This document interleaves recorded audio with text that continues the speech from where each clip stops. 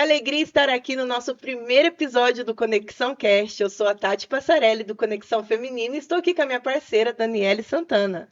Olá, que alegria estar aqui novamente, juntamente com a nossa TO, que está como convidada hoje, Thaís Carrijo. Muito obrigada, meninas, pelo convite. É um prazer estar aqui com vocês e a gente bater um papo, né? Eu acho que o intuito desse podcast é a gente conversar um pouquinho, né?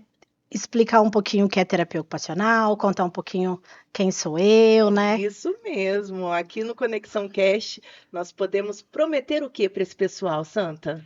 Muita informação, né? Informação, muita dica de empreendedora, porque elas com certeza têm uma grande bagagem. E podemos começar falando um pouquinho sobre você, né, Thaís? O que você faz, como você começou. Quem é a Thaís Carrijo? Isso aí.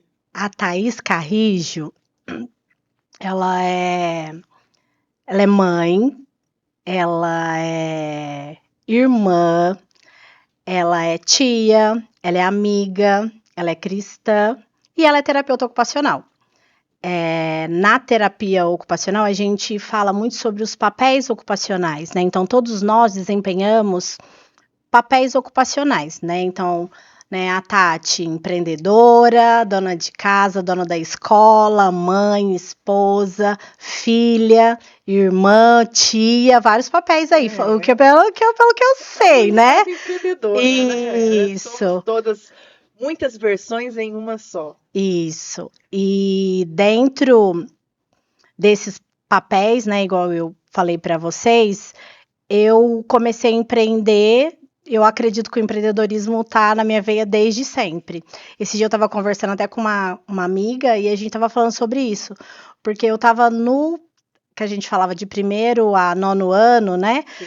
Eu lembro que a gente fazia bolo para poder vender na época para a formatura do 9º ano, sabe assim? No ensino fundamental. Isso, no ensino fundamental, isso. E depois na faculdade. Na faculdade eu tive um período que eu não pude trabalhar, né? Porque a gente tinha que fazer estágio, então eu tinha que ter dedicação quase exclusiva. E aí a gente tinha que conseguir, né, manter algumas despesas. A sua primeira faculdade já foi terapia? Sim, foi terapia ocupacional, né? A terapia ocupacional é uma ciência, né, onde a gente estuda a ocupação humana, como que as pessoas fazem, por que as pessoas fazem ou por que não fazem, né? Thaís, por que terapia ocupacional quando você escolheu? Eu não escolhi terapia ocupacional. Ela que escolheu você?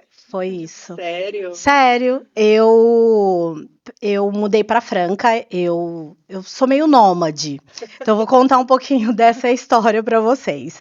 Eu nasci em Guará, uma cidade muito pequena, e eu sempre fui muito curiosa, estudiosa, e minha mãe sempre falava que o estudo, né, minha mãe nunca teve oportunidade de estudar, e ela falava que as filhas delas iam estudar.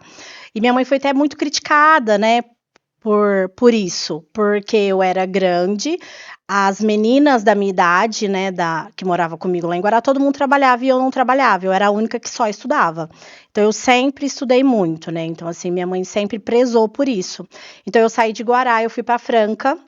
Lá em Franca, eu fui para poder fazer o auxiliar de enfermagem, então eu não ia ser terapeuta ocupacional, eu saí de Guará para poder cursar, né, auxiliar de enfermagem. Aí eu saí, prestei a prova, que era uma prova igual ao industrial aqui, e aí isso foi no ano de 2000. Eu fui para Franca e eu fui morar com minha tia lá em Franca. E eu fiz 2 anos, né? O auxiliar e o técnico de enfermagem. Terminou esses 2 cursos, eu queria fazer enfermagem. Então, quando eu ainda estava no auxiliar e técnico de enfermagem, eu recebi uma proposta para trabalhar no hospital lá em Franca. Só que aí eu já trabalhava, para me manter em Franca, por mais que eu morava com a minha tia, eu procurei emprego e aí eu fui trabalhar numa distribuidora de produtos de gás de cozinha, né? Então, eu trabalhei como secretária, o período que eu estava na faculdade, né? E no período que eu fiz esse curso técnico. E aí eu terminei, eu não tinha condições de manter, né, o curso a terapia ocupacional. E você já tinha quantos anos, só para saber? Eu entrei na faculdade com 21, foi no ano de 2003. né? Esse ano eu faço 17 anos de formada, né? Então, aí eu saí do técnico e o valor que eles iam me pagar não dava para mim custear uma faculdade. Aí eu recebi uma proposta da pessoa que eu trabalhava, ele falou: "Não, Thaís, se você continuar aqui comigo e não for para o hospital, eu ajudo você a estudar".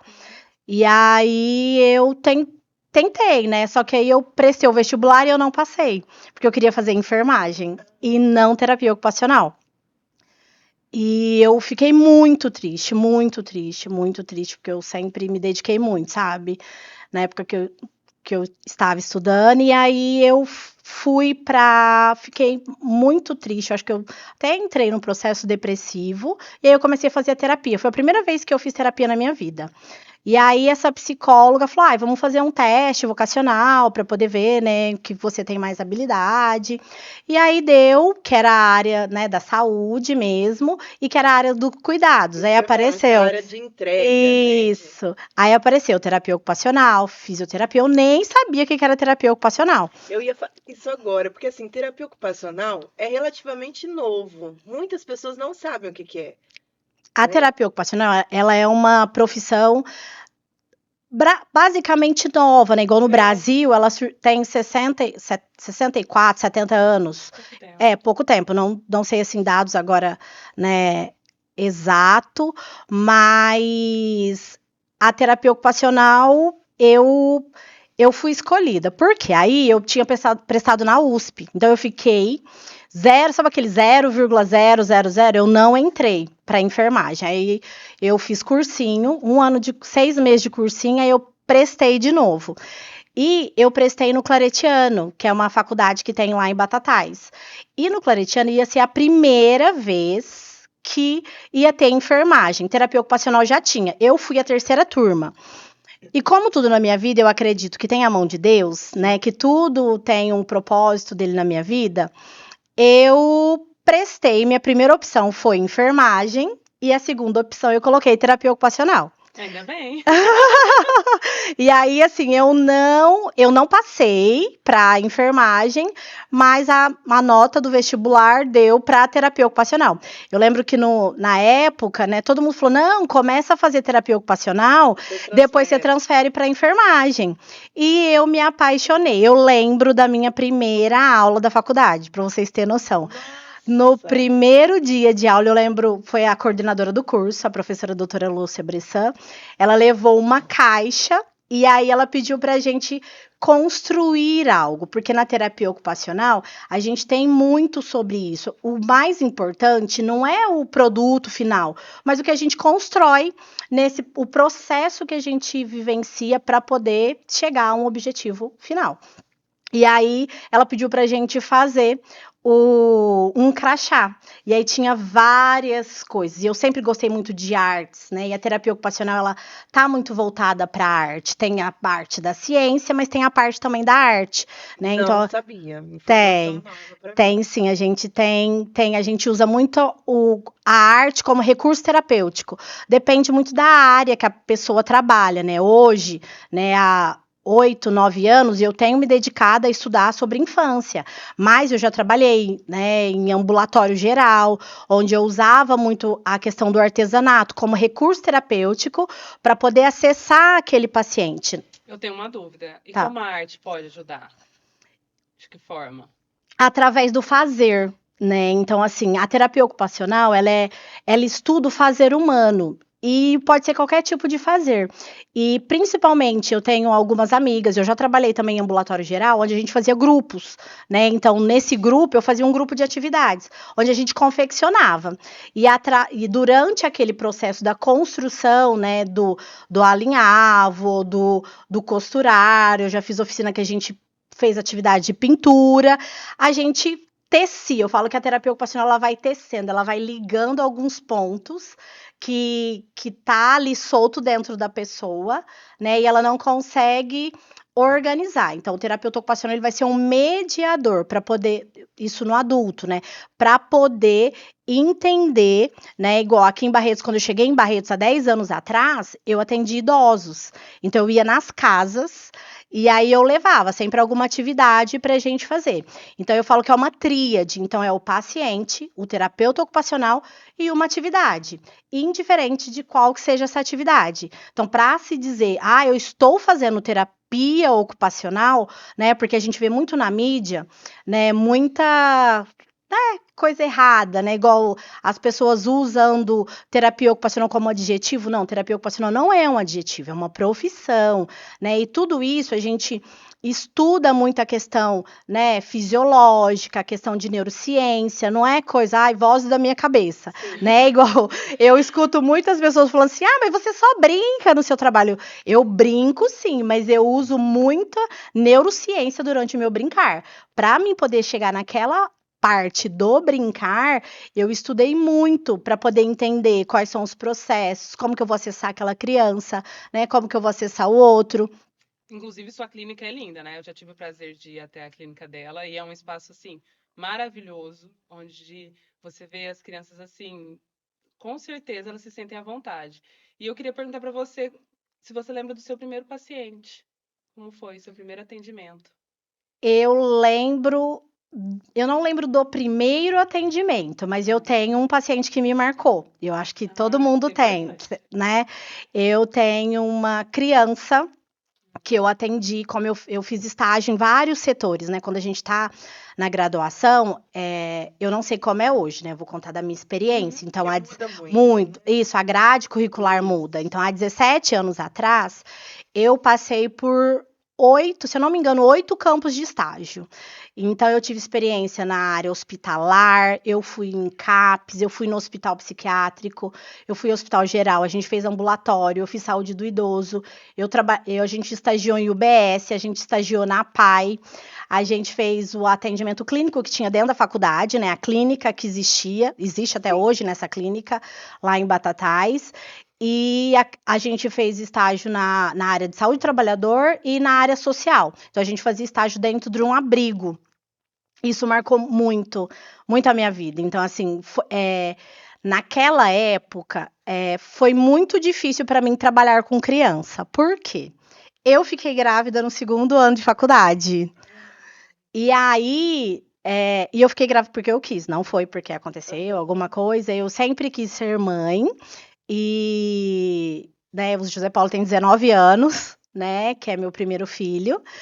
E eu estava muito envolvida com a maternidade, né? Então, assim, eu lembro que assim que eu descobri que eu fiquei grávida, eu tava. De cabeça pra baixo, E aí, assim, você manter faculdade, trabalhar, grávida, e depois o bebê nasceu. Então, o Zé. E eu viajava, né? Eu morava em Franca, eu estudava em Batatais. Então, eu saía de Franca todos os dias, 6 horas da tarde, no máximo, e eu voltava meia-noite, meia-noite e meia. Eu chegava na minha casa, tinha dia que era 1 hora, né? Porque ônibus quebrava, aqueles perrengues que todo mundo sabe de quem viaja, né? Graças a Deus, né? E eu lembro muito, assim, de quando eu descobri que eu estava grávida. Eu estava estudando aquelas doenças congênitas, né? E o fator RH negativo. E eu sou fator RH negativo. Eu já começava a pensar, falava, gente, será que meu filho vai ter isso? Né? Então, quando. Aquelas neuras. Sim, as neuras. Então, quando eu fui para o estágio, né? Porque não fui direto atender o paciente. Então, na faculdade, no 2º ano, se eu não me engano, a gente faz um estágio observacional. Então, a nossa professora atendia e eu só observava. E aí ela ia ajudando nessa construção do nosso raciocínio clínico. No 3º ano, como não tinha uma turma antes do que a minha, porque ficou 1 ano sem ter formar turma lá na faculdade, eu tive que ir para o estágio antes, porque a minha faculdade foi 4 anos e meio. Então, eu formei dia 18 de agosto de 2007. Então, eu comecei a estagiar em 2006, tipo, eu fiz 1 ano e meio de estágio, que era uma coisa que era para ser um ano, a gente fez 6 meses voluntário para não perder os pacientes que tinham lá na faculdade. E eu lembro dessa casa-abrigo que eu fui conhecer. E, assim, era muito diferente da nossa realidade, né? Do que a gente... Eram crianças. Criança, são crianças... para adoção. era crianças que foi retirada a guarda dos pais, porque eles estavam em situação de vulnerabilidade, né? Então, assim, foi muito, para mim foi muito pesado na época, né? Fora a imaturidade da idade, imaturidade dentro da profissão. E eu saí, assim, do estágio destruída. E aí eu voltava para casa e via meu filho estava lá, né? Eu sempre pensava nisso, eu falava, né? Eles poderiam ter esse aconchego da mãe, né? Do pai, isso, e eles não tinham. Então isso foi uma coisa que me marcou bastante durante a graduação. Como você aplica os testes na sua clínica? Como é feito? Como as mães...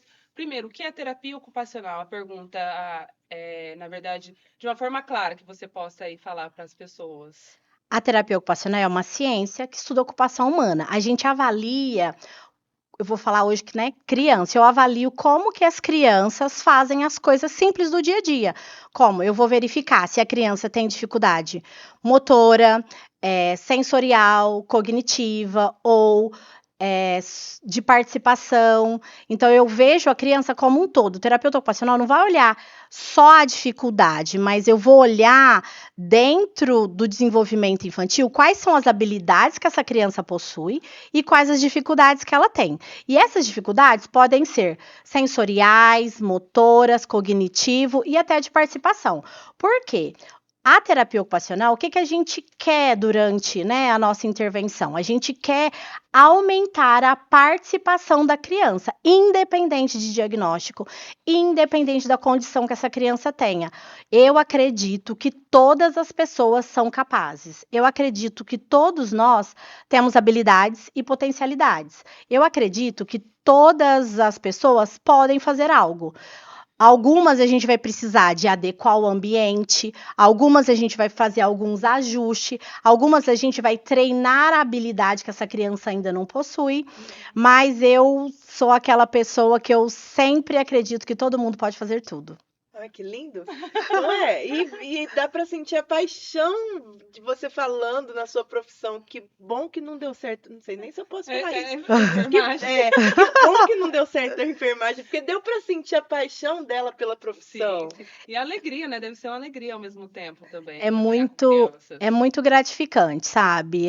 Eu falo que eu sou privilegiada, né? Ao longo desses 17 anos eu trabalhei em várias áreas, né? O meu primeiro emprego foi no ambulatório geral. Então, lá no ambulatório geral eu fiquei lá de 2007 até 2013, quando eu vim embora para Barretos. E eu tive experiência também, trabalhei já em prefeitura, no CRAS, né, no CREAS, e aí eu entrei em contato de novo com as crianças que estavam com a questão da vulnerabilidade. Só que aí eu já estava um pouco, né, mais madura, né, então foi um pouco mais tranquilo, né, e há 9 anos, vai fazer 9 anos agora em janeiro, que eu trabalho, né, por conta, né, que eu trabalho, que eu tenho a clínica, isso, que eu sou... 9 anos já. 9 anos, vai fazer 9 anos agora em janeiro. Só cresce, né? Você e sua equipe são em quantos? Hoje, no Espaço Integrar, nós estamos 17 profissionais, né? Dentro a gente não é só terapeutas ocupacionais, a gente tem fisioterapia, tem psicologia, psicopedagogia e fonoaudiologia. E eu comecei sozinha, né? Numa salinha pequenina, aqui na 39, né, que eu falo assim que... E depois a gente alugou uma casa, e depois dessa casa a gente foi para o espaço que a gente está hoje, e aí a gente ficou só na parte de baixo, no térreo, e agora, né, a gente já fez 1 ano que a gente fez o piso superior, então hoje a gente tem 2 andares, né. É linda a clínica, fica o convite para quem ainda não conhece o Espaço Integrar. Quem é de Barretos e região, né? Porque hoje nós vamos aparecer para todo o Brasil.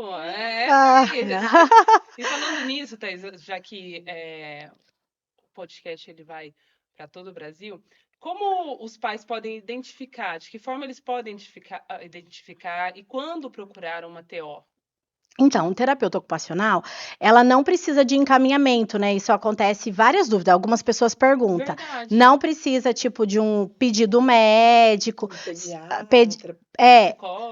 Se a mãe perceber que a criança tem algum atraso, né? Eu tenho conversado com algumas amigas, né, e algumas mães, né, assim, até uma sugestão, né, para as gravidinhas, né? Porque quando a gente engravida, o que a gente pensa? A gente faz aquele enxoval lindo, a gente faz o quarto maravilhoso, né? E a gente esquece, né, um pouco de estudar, né? Porque ter um filho não é uma coisa, Não é. né? Não é uma coisa assim simples, né? Ao contrário, eu ouvi uma frase uma vez e me marcou muito. Para nós que somos mães, né, os pais, se a gente acha que educar é fácil, é porque tá fazendo alguma coisa errada. Sim, Educar não é fácil. não é. Então, se acha que tá tudo bem, que tá tudo fácil demais, então, olha, tem alguma coisa errada aí. Não tem nada de fácil educar. Na maternidade e na paternidade, né? Porque é uma vida, né, gente? É um ser humano, né? E eu falo que todos nós devíamos estudar sobre desenvolvimento, né, humano, desenvolvimento infantil.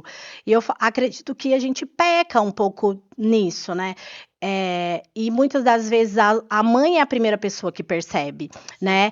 E eu falo que existe na carteira de vacinação. Na carteira de vacinação, atrás, existe lá os marcos mais importantes que a criança tem que cumprir, né? Tipo assim, fazer checklist lá, falar check. Se perceber que seu filho não tá condizendo com aquilo, né? Tentar discutir isso com o pediatra, né? Já é um sinal. Com o professor. As professoras também sempre encaminham, né? Olha, mãe, eu tô percebendo. Por quê? A professora, ela tem uma sala, no mínimo, com 25 crianças, né? Então, assim, ela tem 25 pessoas diferentes e tem o parâmetro. Se a criança tá muito atrasada, né? Ela tem esse olhar para isso. E a professora, ela estuda sobre desenvolvimento infantil também, né? Já que nós estamos falando sobre isso, que a Dani levantou essa questão, a gente observou, né? Eu sou da área da educação também, a gente estamos observando que pós-pandemia tivemos um aumento expressivo em famílias e crianças que precisam de auxílio de profissionais e de uma equipe multidisciplinar. Vocês com certeza também devem ter sentido isso, né? O que a gente pode falar sobre isso? Foi um ano que as crianças ficaram muito reclusas, muito em telas, né? Vamos tocar um pouquinho nesse assunto que pode ser um pouquinho polêmico, mas eu acho elas também não importante. tiveram interação com outras crianças. Eu acho que é multifatorial, né? Assim, porque eu acho que todo mundo viveu, né? Muito medo, né? Igual eu penso que os bebês que nasceram, né? Já existe estudo, né? Na Sociedade Brasileira de Pediatria, se a gente digitar lá no Google, Sociedade Brasileira de Pediatria, existe um estudo que foi feito com os bebês que nasceram nessa época, né? Eles até estão os marcos do desenvolvimento sofreram algumas alterações devido à pandemia, porque as crianças elas foram privadas, né, de ter, porque qual mãe que teve um bebê, não recebeu visita, não colocava o bebê no chão, né, por medo da contaminação, que a gente não sabia o que ia acontecer, não é verdade? Não saía na rua, não ia no parque, né, a criança que tinha um ano pouco, não foi para a escola, não socializou, né, não teve oportunidade para poder ter esse desenvolvimento. Eu acredito que não é um único fator, mas eu acredito que são vários fatores que pode sim ter agravado essa questão do atraso, né? E fora também que os pais tinham que trabalhar, não é verdade? Os pais trabalhavam dentro de casa, e aí como que o pai ia estar numa reunião, né, e a criança ali junto, e lógico, eu acho que a oferta, né, da tela foi maior sim, né, por causa que, como que fazia? Então, tinha casa, né, você distrai uma criança pra você fazer um trabalho, isso, né, igual eu penso assim, eu não julgo, tá, eu falo que cada família fez aquilo que deu conta, né, e eu acho foi que... muito difícil, muito. Uma situação muito estressante, eu acho que tanto para os pais, óbvio, quanto para as crianças também, né, porque imagina, você ser privada ali de tudo, e esse atraso, essas questões, eu acho muito significativo hoje, né, assim...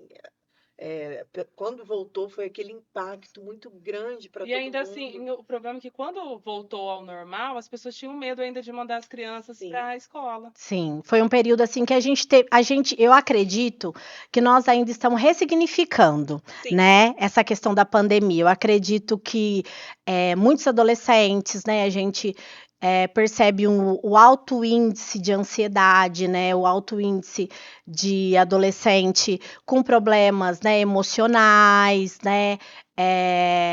Eu percebo não só a questão pedagógica que eles foram prejudicados, né? Mas a questão da socialização, igual social, o jovem gosta de estar junto, de estar conectado, né? De pertencer a um grupo, né? Eu lembro que, né, eu tenho 2 filhos, então o Zé Paulo fazia reuniões virtuais com os amigos, porque não podia sair, e eles buscavam essa interação. Eles combinavam de assistir filme online. Eles baixam, a verdade, eles baixam.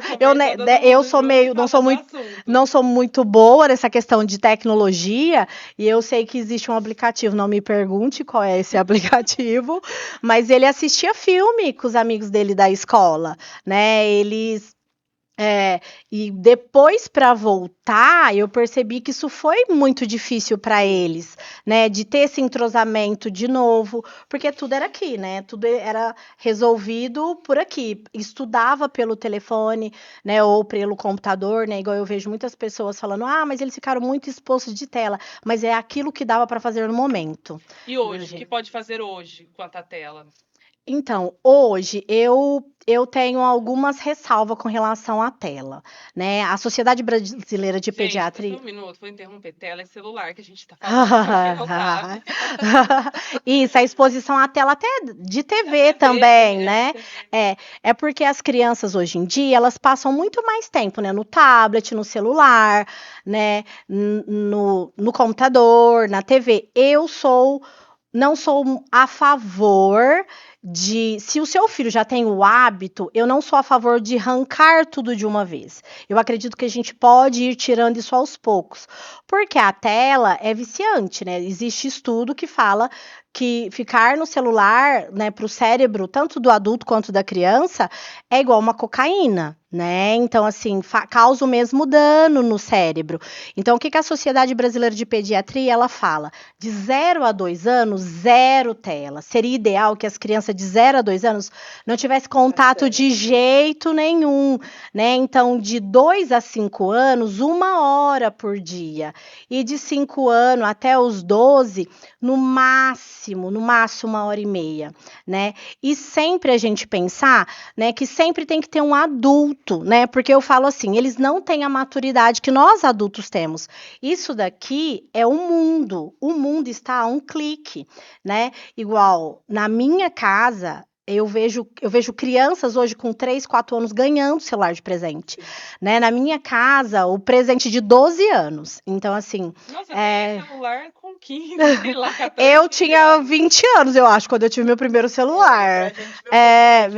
Mais tarde. Então, em casa, eu consegui segurar, né, o celular. Foi o presente, a gente combinou. Eu consegui segurar até os 12 anos, mas a gente vê muito disso, né? Das famílias se perderem, de não ter mais essa troca de olho, né, de olhar, todo mundo na mesa mexendo no celular, né? Se você vai num restaurante hoje, né, todo mundo, né, igual eu vejo, quando eu saio para comer alguma coisa, eu vejo um casal de namorado, né, cada um no seu celular, né, a gente fala das crianças, mas nós adultos também temos, a gente tem que se policiar com relação a isso, igual eu falo isso para os pais lá na clínica.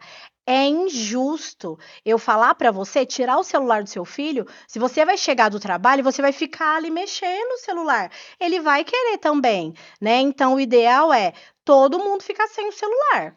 Né, de ter, a gente sabe que a luz azul, né, que é essa luz que tem, né, no computador, no celular, ela atrapalha a questão do sono, né? Então, o ideal seria, antes da gente dormir, ficar pelo menos 1 hora sem o uso do celular, todos nós, né? Então, assim, ó, de pensar em brincadeiras, né, de mais brincadeiras de sentar no chão com a criança, ler um livro, a contação de história. Hoje as crianças não têm mais isso. Não. Eu lembro, né, que quando, né, o Zé era pequeno, é outra fase, né? Mas eu contava muita história para ele e ele ficava esperando isso, né? Da gente ter o ritual, né? Eu falo, né, da importância de ter essa rotina para as crianças. Por quê? A rotina ela organiza, né? A rotina ela organiza. Eu não sei vocês, mas eu tenho uma rotina a minha é muito estruturada pelo tipo de trabalho que eu executo. Então, eu sei tudo que eu vou fazer amanhã. Né, tudo que eu fiz hoje, eu sou a louca do post-it, né? Eu tenho a agenda, tudo. Eu tenho a agenda e na minha agenda eu tenho todas as tarefas que eu tenho que executar. E isso me traz segurança. Tem algumas pessoas que falam para mim, eu odeio rotina, eu não gosto. Se você faz todo dia a mesma coisa, você tem uma rotina. Pode ser que você não tenha uma rotina estruturada, mas todos nós minimamente a gente faz todo dia a mesma coisa, como acordar, escovar os dentes, trocar de roupa, ir pro trabalho, né, voltar para cá, almoçar, depois chega em casa do trabalho, vai, né, tomar banho, né, depois vai descansar, ou vai cuidar da casa, ou vai cuidar dos filhos, cada um tem a sua. Cada um tem a sua. Quem não fala que tem, né? Quem não admite. Isso. Então, assim, a rotina, ela organiza, né? Eu falo que o melhor exemplo que a gente tem de rotina é na escola, não é verdade? Porque da hora que a criança chega na escola até a hora que ela vai embora, ela tem horário para tudo. E isso ajuda a organizar o ambiente da escola e traz segurança para eles também, né, Tati? Sim, com certeza. E imagina se não tivesse rotina, se não tivesse horário, as professoras iam ficar loucas, né? E as crianças também, porque tem a hora ali do soninho, tem a hora de tudo, né? Tem a hora de comer. E é muito importante, né? Desde o nascimento ter essa rotina. Eu escuto algumas pessoas falando, como que eu vou construir a rotina? Não tem como eu posso te dar alguns caminhos para poder organizar a sua rotina, mas quem realmente tem que montar essa rotina é a família, porque nós temos valores diferentes, né? Valores e crenças diferentes, né? Então a gente precisa de valorizar tudo isso, né? O terapeuta, né, quando tá pensando, né, numa organização da rotina, porque a TO estuda muito a rotina, né? A rotina das pessoas. A gente analisa como é a rotina dessa criança, a gente tenta auxiliar essa família para poder o quê? Aumentar a participação. Como eu disse para vocês anteriormente, a TO ela vai avaliar, né, essa questão. O meu filho não escova os dentes ainda. Né? Por que essa criança não escova os dentes? Será que essa criança não está escovando o dente por uma dificuldade motora, por uma dificuldade no planejamento motor, ou por uma dificuldade cognitiva, sensorial, que ela não aceita, né? A textura, né, da náusea nela na hora de escovar? Ou será que ela não escova por falta de oportunidade? Igual vocês falaram da pandemia. O que eu estou percebendo nos últimos anos, né? Que várias crianças tem chegado na clínica que não tem diagnóstico, não tem nenhuma condição pré-estabelecida, mas elas estão com dificuldade na execução das atividades básicas do dia a dia, como comer, escovar os dentes, pentear o cabelo, trocar de roupa, pela falta de oportunidade. Por quê? Nós vivemos num mundo muito globalizado, onde a gente faz muita coisa ao mesmo tempo. Se a gente parar para pensar, né, tem criança que tem agenda de executivo, que acorda cedo, aí ele vai para a escola, aí sai da escola, vai para o balé, vai para o inglês, para o judô, futebol. O excesso de atividade isso, sim, não é? Né? A gente precisa de pensar, né, na terapia ocupacional, a gente chama isso de equilíbrio ocupacional, né? Todos nós precisamos de ter um momento de descanso, precisamos de ter um momento, né, de um sono reparador. E o mais importante, uma coisa que eu tenho batido na tecla muito lá na clínica nos últimos meses, é sobre o ócio. Nós precisamos de ter o ócio produtivo. As crianças não sabem. Elas não sabem ficar sem fazer nada. Por quê? Vamos pensar a nossa geração, né? Eu não sei a idade de vocês, mas eu acho... Mas eu sei que eu e a Tati, a gente... mais ou menos, né? Eu vou fazer 43 anos, né? Então, eu lembro que a gente tinha um tempo, tipo assim, uma latência entre uma atividade e outra, um tempo de sem fazer nada, onde a gente construía. As crianças estão menos criativas devido a essa oportunidade de não fazer nada. Por quê? É um cérebro com muitas informações e muitas das vezes as crianças não têm nem tempo para poder colocar em prática tudo aquilo que ela tá. Nada, né? Sim. E às vezes um dia na semana que a criança tá livre precisa ser preenchido com alguma coisa.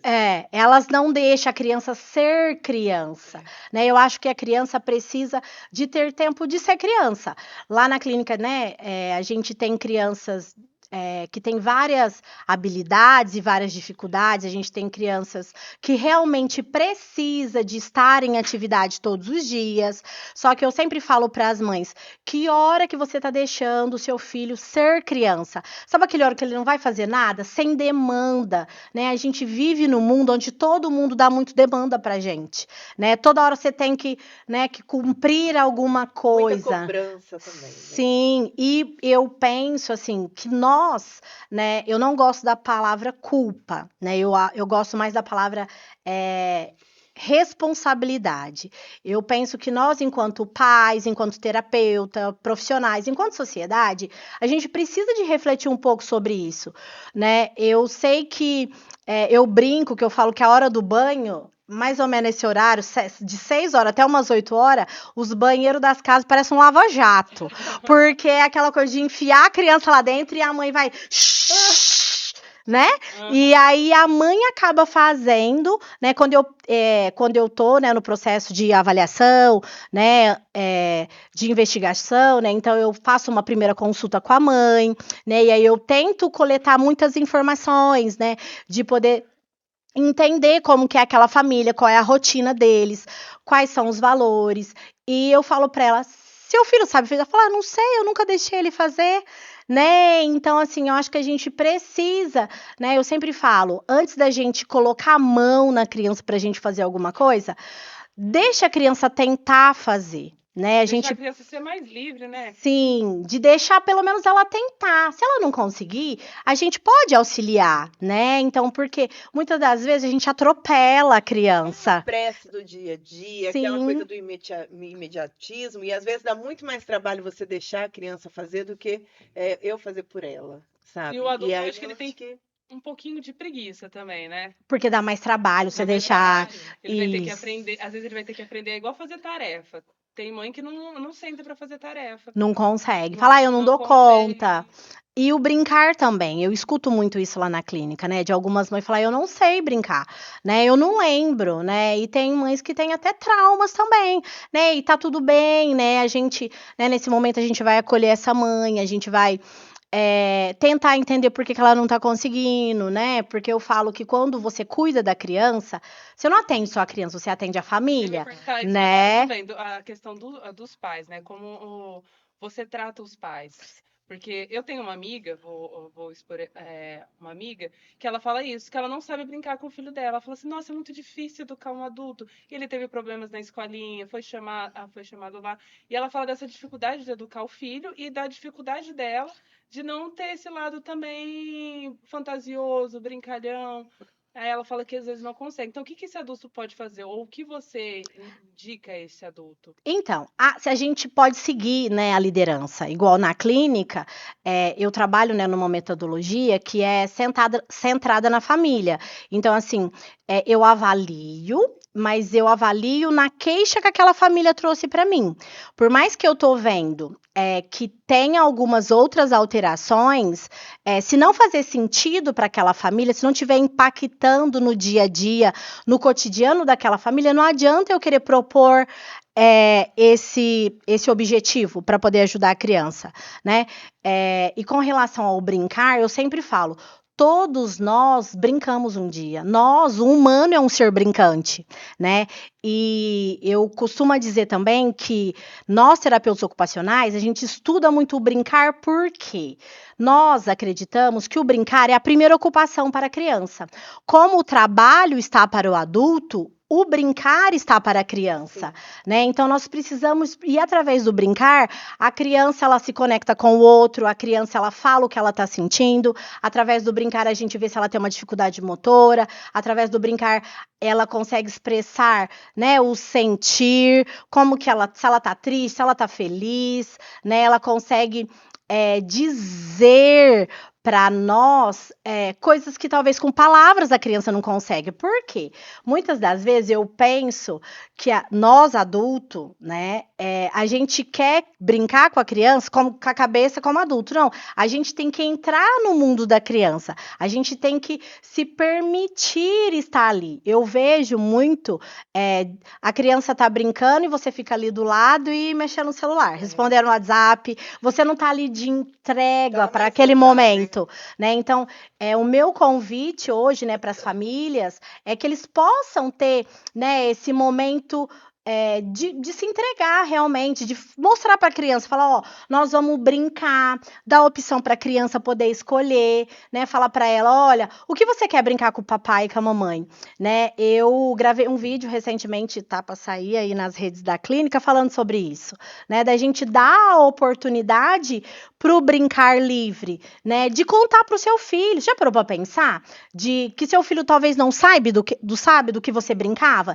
De apresentar as brincadeiras da sua época, né? assim. Nossa, eu brincava de bugalha, estrela novacela, Beth. Você falar isso para as crianças hoje em dia, eles Não não sabem. Não sabe, brincava de elástico, pular corda, Elástico, né? rasgar uma Passar minha rua, calça. né? De passar anel, né? De brincadeiras simples, porque muitas das vezes os pais, nós, né? Eu falo, nós enquanto adulto, né? Pai, tio, avô, professor, a gente fica muito preso no brinquedo. E o brinquedo é a coisa menos importante durante o brincar.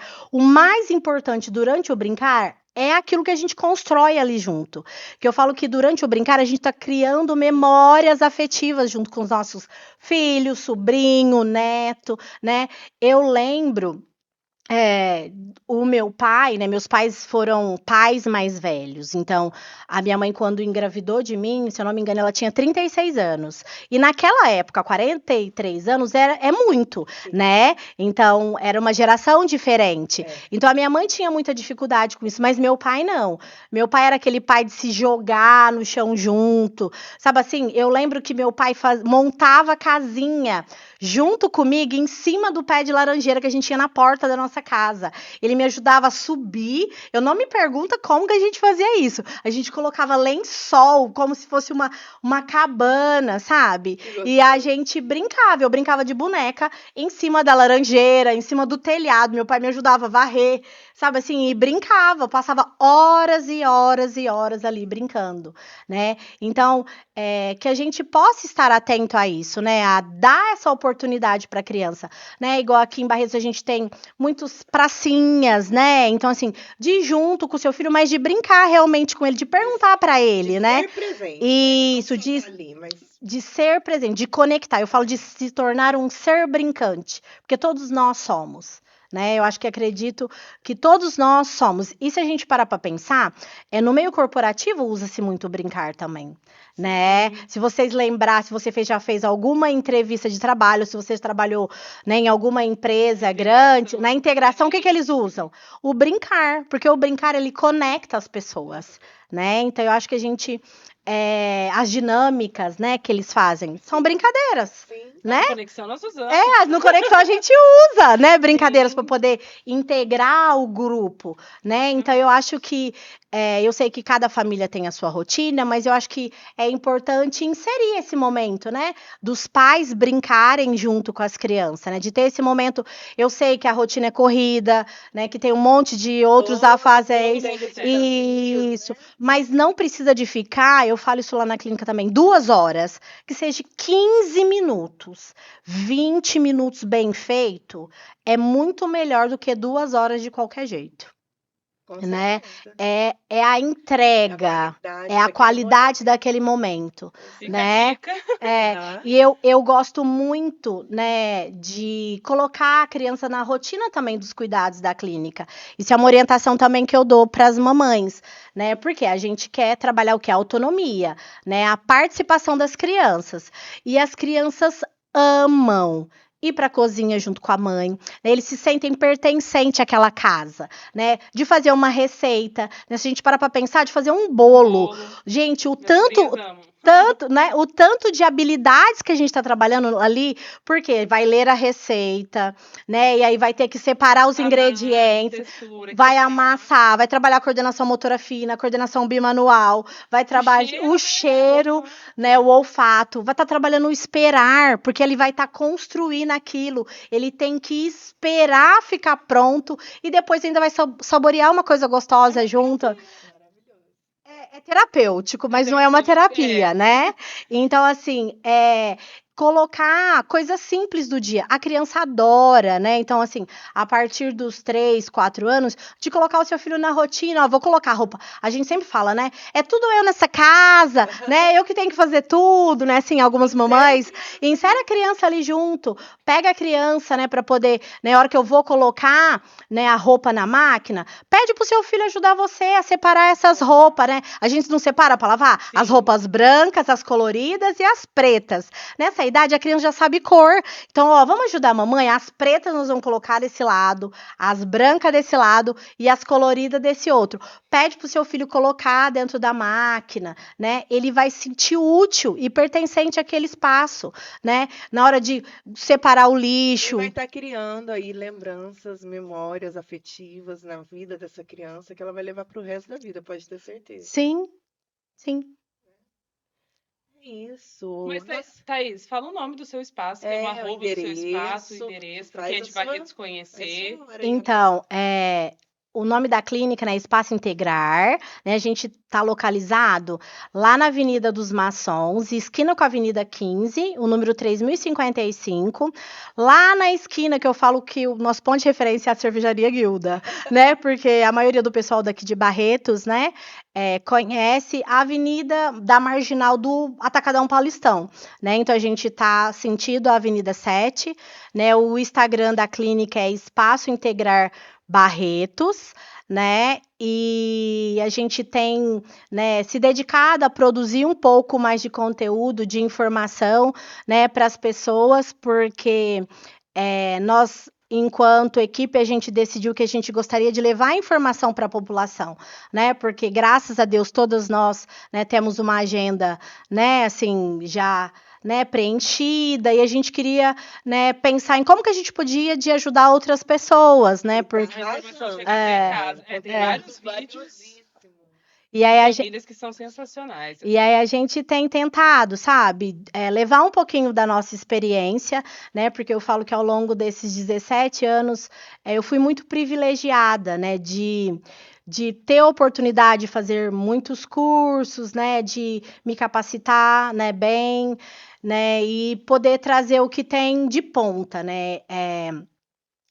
Quando eu pensei em montar o Espaço Integrar, eu acho que eu não falei sobre isso, né? O porquê que eu quis. Porque, assim, eu ia nas cidades, igual a maioria das pessoas, saíam de Barretos para poder ter esse atendimento, né? Então, algumas pessoas iam para Ribeirão, para Rio Preto, né? E eu sempre fui uma pessoa conectada, né? Então, assim, eu tenho várias amigas terapeutas ocupacionais do Brasil inteiro, né? E eu tive a oportunidade de visitar essas clínicas, né? Então, eu tenho uma amiga querida em Belo Horizonte e a minha chave virou quando eu fui visitar a clínica dela, que eu falei, não, eu preciso de levar isso para Barretos, né? Eu lembro que eu fui num congresso brasileiro também que teve de terapia ocupacional em São Paulo, e lá eu conheci pessoas muito, muito legais, pessoas assim, eu brinco que sabe a capa preta, aquela pessoa que é referência no Brasil e no mundo dentro da terapia ocupacional, e elas falaram alguma coisa e isso despertou em mim, né, e eu falei, não, a gente precisa de fazer... Mas realmente, assim, para quem não conhece o Espaço Integrar, fica o convite, porque assim, a Thaís trouxe essa ideia, esse projeto, essa clínica aqui para Barretos, realmente inovando tudo que a gente tem aqui na nossa cidade como referência em atendimento de clínica multidisciplinar. É sensacional o espaço, é maravilhoso, você está de parabéns. Ai, obrigada, meninas. E o intuito era esse mesmo, a gente trazer um tratamento com excelência. Lá na clínica a gente preza muito por isso, pela humanização, pelo acolhimento da criança e da sua família, mas de dar resolutividade também, Até né? qual idade você atende lá na clínica, Thaís? Hoje a gente está atendendo até 16 anos, né? Mas a gente tem alguns... Idade inicial? Não tem idade inicial. A gente tem crianças que começou com a gente com 15 dias de vida. Né? Saiu do hospital e foi para a clínica, né? A gente tem várias... Por quê? Porque essa criança, ela nasceu com uma síndrome, né? E aí ela precisava de cuidados, né? Uma condição genética. E aí ela foi para a clínica, alguns prematuros, né? Que saem da UTI, né? E aí já tem alta e aí os médicos lá da UTI já indicam para começar as intervenções. Por quê? a criança, né, o nosso cérebro, eu brinco que é plástico, né? A gente sabe, né, que a gente tem a neuroplasticidade, né? Então, de 0 a 3 anos é a fase mais importante da criança. Então, tudo que a gente puder dar de estímulo, oferecer oportunidade para o desenvolvimento da criança de 0 a 3 anos é ouro. É a fase mais importante. Depois a criança consegue? Sim, nós somos, né, como eu falei, o nosso cérebro é como se fosse um plástico, né? A gente vai dando os desafios para ele e ele vai, né, se adaptando a isso. Eu falo que enquanto o coração bater, a gente está aprendendo coisas, mas nessa fase é primordial, né? Então, assim, os pediatras, os neurologistas, eles sempre, quando a criança já nasce com uma condição genética ou com algum atraso ou precisou de ficar, né, na UTI, geralmente encaminha para terapia ocupacional, para fono e para TO, né, que são as 3 profissões que são a base da estimulação precoce, né? Então, assim, eu sempre falo na clínica, a gente prefere pecar pelo excesso, né, do que deixar passar alguma coisa, né? Então todo mundo lá na clínica são pessoas que ao longo dos anos, né, se capacitaram, né, para poder atender as crianças, né? Então é uma equipe que todo mundo se capacita, né? A gente tem como meta isso também, de todo mundo. Eu tenho como meta todo ano eu faço uma formação nova, né? Então agora no início de agosto eu vou estar em São Paulo, que eu vou começar uma nova formação, mais um tijolinho, né, para poder trazer o diferencial, para poder, né, eu falo que o terapeuta, né, ele tem que ter eu brinco que é igual uma cartola. E aí tem momentos que a gente tira uma técnica que eu vou poder ajudar essa criança com isso, né? Porque nós somos seres únicos, né? No que é bom para a Dani, não vai ser bom para a Tati, não vai ser bom para mim, né? Então o terapeuta ele tem que ter né, eu falo que várias ferramentas dentro dessa cartola para poder ajudar essa criança. Só que a gente nunca pode esquecer qual é a base da sua profissão, né? Igual eu tenho vários cursos, vários aprimoramentos, mas eu nunca posso esquecer qual que é a base da terapia ocupacional, né? Que é aumentar a participação e a funcionalidade da minha criança.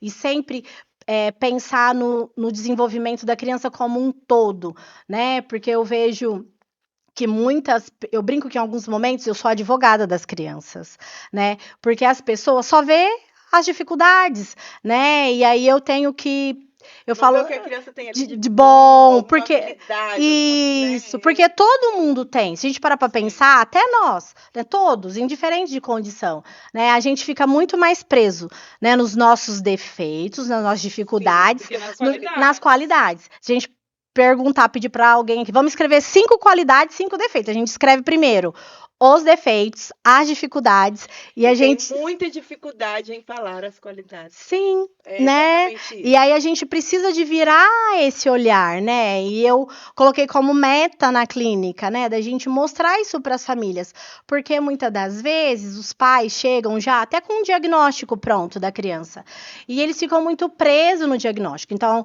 né, o pai fala assim: "Ai, tia Thaís, isso daqui é do meu filho ou é do diagnóstico? Tia Thaís, eu vou fazer isso, eu vou fazer aquilo." Eu falei: "Se ele não tivesse esse diagnóstico, como você faria?"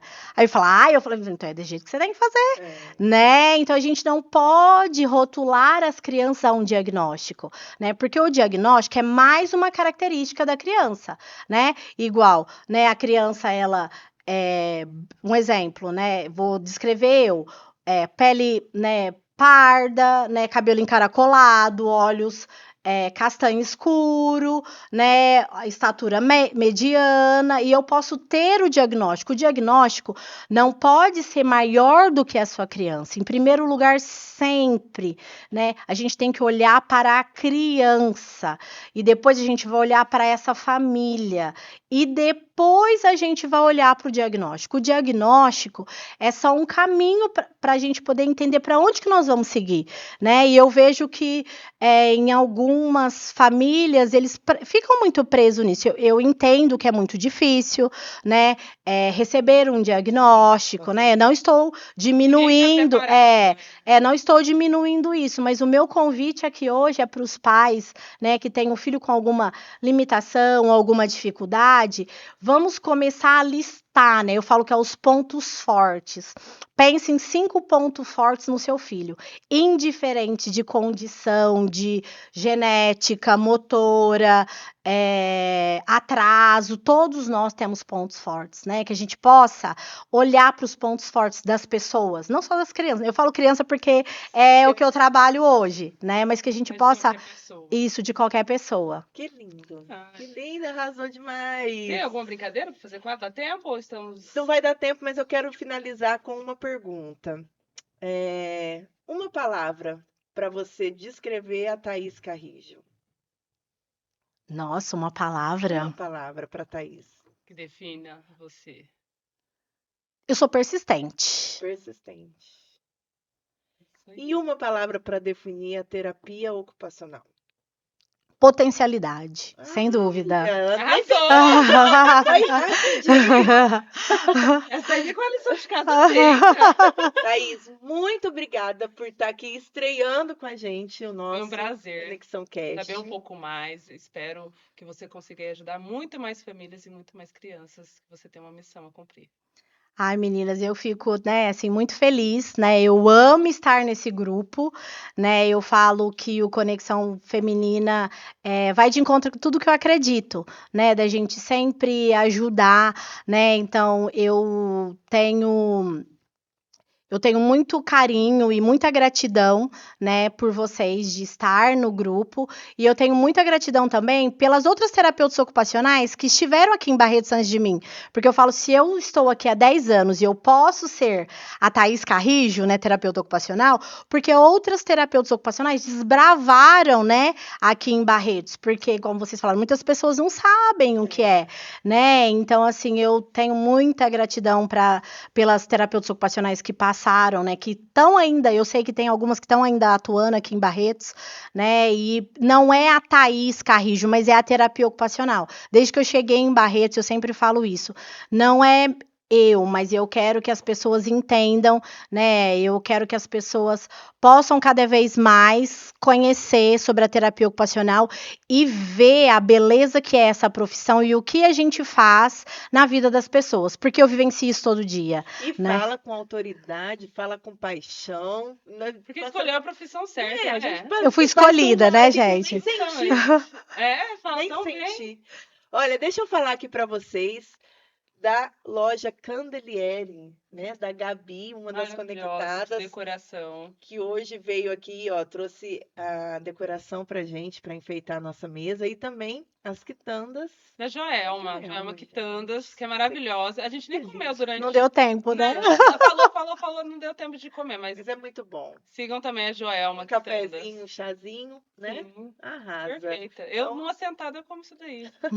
Só tô de educação aqui, ó. Nós vamos deixar também o arroba tanto da Joelma quanto da Gabi, da Candeliere, que tem peças lindíssimas para decoração do seu lar. E vamos fazer um brinde, menina? Estreia do nosso Conexão Cast, que seja sucesso. Uhul! E sigam o Conexão Feminina, hein? Para estar por dentro das novidades e das próximas convidadas aqui. Isso aí. Até mais. A gente se vê por aí. Tchau.